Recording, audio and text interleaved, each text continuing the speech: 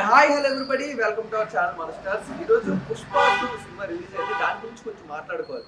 ఎప్పుడైనా ఒక సినిమా చూసినప్పుడు మనం ఒక 2-3 కారణాలు పెట్టుకుంటాం ఒక సినిమాకి ఎందుకు వెళ్ళాలి అని. బట్ అలాగే ఈ సినిమా గురించి కూడా మనం మాట్లాడుకుంటాం. ఒక 2 కారణాలు మనకైతే చాలా స్ట్రాంగ్గా ఉన్నాయి. ద ఫస్ట్ రీజన్ వచ్చేసి సుకుమార్ గారు రైటింగ్. స్టార్టింగ్ నుంచి ఎండింగ్ వరకు ఆయన సుకుమార్ గారు రైటింగ్తో మనల్ని అయితే ఫిదా చేస్తారు. The next one Allu Arjun గారి యాక్టింగ్. అబ్బా రాచుకొని చూస్తారు మీరు అల్లు అర్జున్ గారి యాక్టింగ్లో. మెయిన్గా సెకండ్ హాఫ్ స్టార్టింగ్ నుంచి అంటే ఇంటర్వెల్ అయిపోయిన తర్వాత నుంచి సినిమా ఎండ్ అయ్యేంత వరకు అల్లు అర్జున్ గారి యాక్టింగ్లో మీరు ఒక విలయ తాండవం చూస్తారు. దీని గురించి ఎందుకు ముందే ఇంటిస్తున్నానంటే సినిమా అంతా చూసిన తర్వాత నేను చెప్పిన స్టేట్మెంట్లు కరెక్ట్ కాదో మీ అందరికి కూడా అర్థమవుతుంటుంది. ఈ 2 రీజన్లు చాలు ఒక మంచి సినిమా చూడడానికి. అండ్ ఆటోమేటిక్గా ఒక బిగ్ బడ్జెట్ ఫిల్మ్, ఒక బిగ్ స్టార్స్తో వస్తున్న ఒక బిగ్ కాంబినేషన్తో వస్తుందంటే ఆటోమేటిక్గా మనం ఆడియన్స్ సినిమాకి వెళ్ళాలని ట్రై చేస్తూ ఉంటాం. అండ్ పుష్ప 2 కూడా అలాంటి ఒక మంచి సినిమా, ద రూల్ అంటూ మన ముందుకైతే రావడం జరిగింది. అండ్ ఈ సినిమాలో వాళ్ళు మెయిన్గా తీసుకున్న పాయింట్స్ కానీ వాటిని ఏం డిస్కస్ చేశారని మాట్లాడుకుంటే, the first one Pushpa part 1 నుంచి కూడా పుష్పరాజ్కి తన ఇంటి పేరు ఉండదు. సో పుష్ప పార్ట్ 2లో అయినా ఆ ఇంటి పేరు వచ్చిందా లేదా, దాని గురించి ఎన్ని కష్టాలు పడ్డాడు, సో ఒకవేళ వచ్చి ఉంటుందా రాదుంటుందా, ఇది ఒక క్వశ్చన్ మార్క్ మనకి మెయిన్గా ఉంటుంది. అండ్ ద నెక్స్ట్ వన్ వచ్చేసి పుష్ప ద రూల్ అంటారు. అంటే పుష్ప ద వన్లోని ద రైస్ అంటే పుష్పరాజ్ ఏ విధంగా ఎదిగాడో మనకు చూపించారు కదా. ఆ ఎదిగిన పుష్పరాజ్ ఏ విధంగా నేషనల్ వైడ్గా రూల్ చేస్తున్నాడా, ఇంటర్నేషనల్ వైడ్గా రూల్ చేస్తున్నాడా, సో దీని గురించి కూడా చాలా బాగా డిస్కస్ చేయడం జరిగింది. అండ్ ద ఫైనల్ వన్ వచ్చేసి షికావత్ వర్సెస్ అండ్ పుష్పరాజ్. వీళ్ళిద్దరి మధ్యన టగ్ ఆఫ్ వార్. మనకి పుష్ప పార్ట్ 1 క్లైమాక్స్లో మనకి కొంచెం దీనికి హింట్ ఇచ్చి పుష్ప పార్ట్ 2లో ఉంటుందని అన్నారు కదా. సో ఆ టగ్ ఆఫ్ వార్ను కూడా చాలా చక్కగా చూపించి సో దాన్ని ఎండ్ చేశారా లేకపోతే ఇంకా దీన్ని కంటిన్యూ చేయబోతున్నారు, వీటన్నిటికి కావాల్సిన సమాధానాలన్నీ కూడా మనకి పుష్ప పార్ట్ 2లో దొరుకుతుంది. అండ్ నెక్స్ట్ వన్ మెయిన్ మనం మాట్లాడుకోవాల్సింది సుకుమార్ గారి రైటింగ్ అబ్బా. ఎందుకంటే ఇప్పుడు కూడా కొన్నిసార్లు మనం సినిమాలు చూస్తూ ఉంటాం కానీ క్యారెక్టర్స్ కరెక్ట్ అయ్యే అవకాశం కానీ లేకపోతే క్యారెక్టర్స్ ట్రావెల్ అయ్యే టైం కానీ చాలా ఎక్కువసేపు తీసుకుంటూ ఉంటుంది. అండ్ అందులో సీక్వెల్ అంటే ఇంకా కొంచెం టైం పడుతుంటుంది, ఎందుకంటే టైం గ్యాప్లో మళ్ళీ వస్తూ ఉంటుంది కాబట్టి. బట్ పుష్ప పార్ట్ 2లో మాత్రం మనకి అలాంటి ఇబ్బంది ఏమీ లేదు. Starting from the first scene నుంచి పుష్పరాజ్ ఏడిస్తే మనం ఏడుస్తాం, తను ఫీల్ అయితే మనం ఫీల్ అవుతాం, తన ఎలివేషన్ ఫీల్ అయితే మనం కూడా ఎలివేట్ అవుతూ ఉంటాం. ఎందుకంటే ఆ పుష్పరాజ్ అనే క్యారెక్టరే అంత ఇంట్రెస్టింగ్గా ఉంటుంది.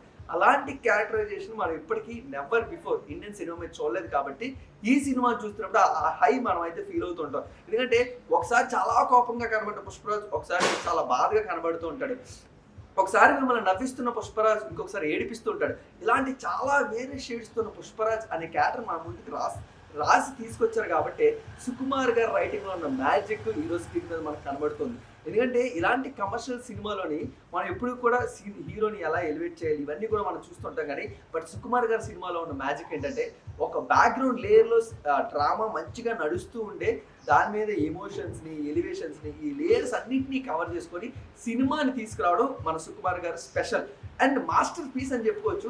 అండ్ పుష్ప పార్ట్ 2తో మరొకసారి ఇంప్రెస్ చేశారు.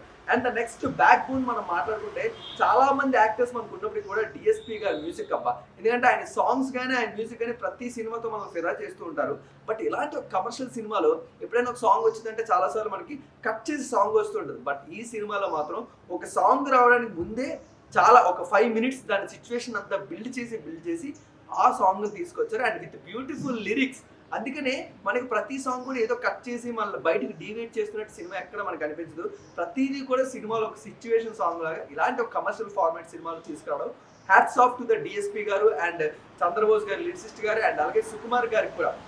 అండ్ ఎడిషనల్ బ్యాక్గ్రౌండ్ శామ్సియస్ గారు కూడా ఒక పార్ట్లో మనకైతే అవ్వడం జరిగింది అండ్ అది కూడా బ్యూటిఫుల్గా అవ్వడం జరిగింది. బట్ మెయిన్గా షికావత్గా మనకు కనబడిన ఫహద్ ఫాసిల్ గారు. ఎప్పుడు కూడా మనం మలయాళం యాక్టర్స్ని బాండ్ యాక్టర్స్గా మనం మాట్లాడుకుంటూ ఉంటాం అండ్ వాళ్ళ యాక్టర్స్ ఎప్పుడు ఏ సినిమాలో కనబడినా ఆడియన్స్ మనం వెంటనే అట్రాక్ట్ చేస్తుంటారు. But for the first time Pushpa part 2 చూస్తున్నప్పుడు మనకి ఫహద్ ఫాసిల్ గారు లాంటి ఒక మెస్మరైజింగ్ పర్ఫార్మెన్స్ మనకి షికావత్ సింగ్ సినిమా చూసినా కూడా బయటకు వచ్చినప్పటికి మనకి అల్లు అర్జున్ గారి యాక్టింగ్ ఇంకా మన మైండ్లో తిరుగుతూ ఉంటుంది. అలాంటి ఇంపాక్ట్ మనకు చూపిస్తూ ఉంటారు. అండ్ వాళ్ళిద్దరి మధ్యలో వచ్చిన టగ్ ఆఫ్ వార్ సీన్స్ కూడా నువ్వంటే నేను నేనంటే నువ్వు అన్నట్టే చాలా బాగుంటాయి. And a little bit of humour కూడా సినిమా అంతా మనకు టచ్ అవుతూ ఉంటుంది. అండ్ ఫ్యామిలీ ఆడియన్స్గా మనందరం కూడా దాన్ని అయితే కొంచెం స్మైల్ చేస్తూ ఎంజాయ్ చేస్తూ ఉంటాం కూడా. అండ్ బ్యూటిఫుల్గా ఇంకా మనం మాట్లాడుకుంటే ప్రొడ్యూసర్స్ గురించి వాళ్ళు పెట్టిన ప్రతి రూపాయి కూడా మనకి సెట్ మీద వాళ్ళు వేసిన ప్రతి రూపాయి కూడా స్క్రీన్ మీద మనకైతే బ్యూటిఫుల్గా కనబడుతుంది.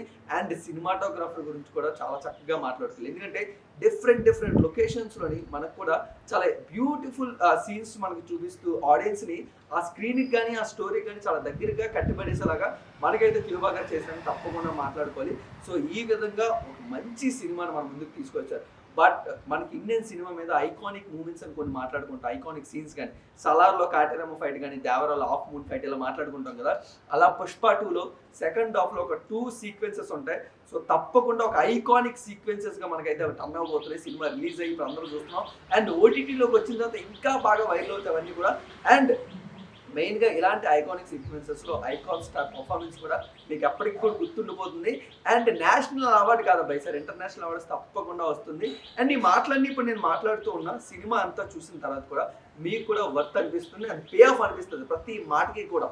అండ్ సినిమా కూడా ఒక బ్యూటిఫుల్ డ్రామాతోని, ఒక బ్యూటిఫుల్ ఎమోషన్తోని, ఒక మంచి ఎలివేషన్స్తోని, ఎంటర్టైన్మెంట్తో సినిమాను మన ముందుకు తీసుకురావడం జరిగింది. ఇలాంటి ఒక commercial cinema with lot of emotions, ఇలాంటి సినిమాని చూసి చాలా రోజులు అవుతుంది ఇండియన్ సినిమా మీద. సో తప్పకుండా మీరు అందరూ కూడా థియేటర్స్కే వెళ్ళి ఒక మంచి సౌండ్ సరౌండ్ సిస్టమ్ ఉన్న ఒక మంచి థియేటర్కి వెళ్ళి సినిమాని అయితే ఎక్స్పీరియన్స్ చేయండి.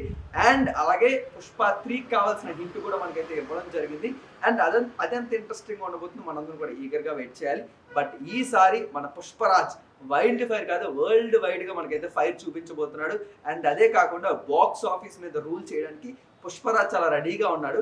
బట్ ఫైనల్గా మనం మాట్లాడుకోవాల్సింది ఏంటంటే, కొంచెం మెయిన్గా ప్రైస్ రేంజ్ గురించి మిడిల్ క్లాస్ పీపుల్ కానీ, ఫ్యామిలీ ఆడియన్స్ కానీ, సినిమా లవర్స్ కానీ కొంచెం డిసప్పాయింట్ అవుతున్నారు. బట్ ఇందులో కూడా ఏమాత్రం చేంజ్ ఓవర్ జరిగితే సినిమా థియేటర్ల దగ్గర తండోపతండాలుగా మనం అయితే జనాలు చూస్తాం డెఫినెట్లీ. ఎందుకంటే అంత మంచి సినిమాని వాళ్ళు మన ముందుకు తీసుకొచ్చారు. బట్ ఆ ప్రైస్ రేంజ్ కూడా కొన్ని రోజులు తగ్గుతుంది కాబట్టి హ్యాపీగా మీ ఫ్యామిలీస్ తెలియ కొంచెం టైం తీసుకొని పుష్ప ద రూల్ సినిమాని అయితే తప్పకుండా థియేటర్లో చూసి ఎంజాయ్ చేయండి. మరొక మంచి రివ్యూతో మళ్ళీ మనందరం కలుసుకుందాం. Until then keep watching our channel.